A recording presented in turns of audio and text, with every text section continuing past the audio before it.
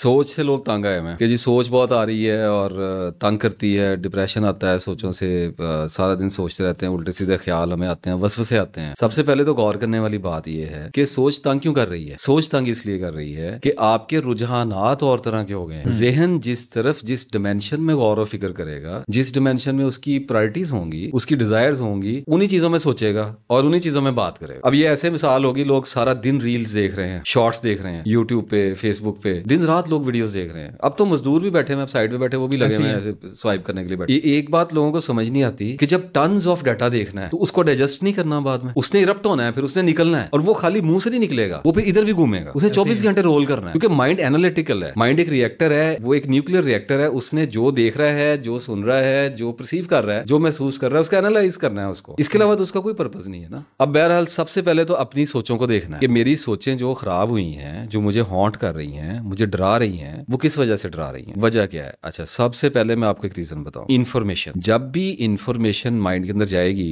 New information, तो mind को दबाव आएगा, तकलीफ आएगी, खौफ आएगा, वसवसा आएगा। That is why people are afraid. You see this, ये इस तरीके से होता है। अब एक तो ये रीजन हो जाता है। दूसरी रीजन आ गई जेनेटिक, पीछे से भी आ रहा है, माँ बाप की तरफ से आ गया, कुछ मरूसी बीमारियां भी आ जाती हैं नफ्सियात। फिर सेंसिटिव लोग हो गए, इमोशनल लोग हो गए, वैसी जिंदगी के बारे में सोच सोच के रवैये, लोगों के, रिश्तेदारों के रवैये, दोस्तों के रवैये, लोग तो आपको पता है ऐसे ही हैं। लोगों के मुख्तलिफ शक्लें हमारे सामने आती रहती हैं, तो उन रवैयों से हॉन्टेड हो जाते हैं, डर जाते हैं। तो एक वक्त आता है जब 25 साल 20 साल, जब भी जितनी भी किसी के मुकद्दर में लिखा है, उसके बाद उसका माइंड रेसिंग थॉट में चला जाता है, सोच तेज हो जाती है। और जब वो तेज होती है तो वो उसको इंपॉर्टेंस देता है बंदा, क्योंकि आदमी को अपनी सोच बहुत वैल्यूएबल लगती है। सबसे बड़ा ईमान इस दुनिया में अल्लाह के बाद ये है कि मैं हूं। ये सबसे बड़ा ईमान, जो एविडेंस है, जिसका पता है कि I am here, this is my body, ये सबसे बड़ा ईमान बन जाता है। तो इसका मतलब ये है कि सोच को आप दुनिया में सबसे ज्यादा इंपॉर्टेंस देंगे अपनी को। यही वजह है कि अल्लाह ने कहा कि हिदायत जिसको देनी है उसको मैं दूंगा, और कोई नहीं दे सकता। अब यहां तक बात हमारी समझ में आ गई। अब चल गई सोच। अब जिसकी सोच चल रही है ना, उसको किसी भी तरह का सोच का फ्लड आ सकता है। एक बहुत कॉमन चीज ये है कि लोगों को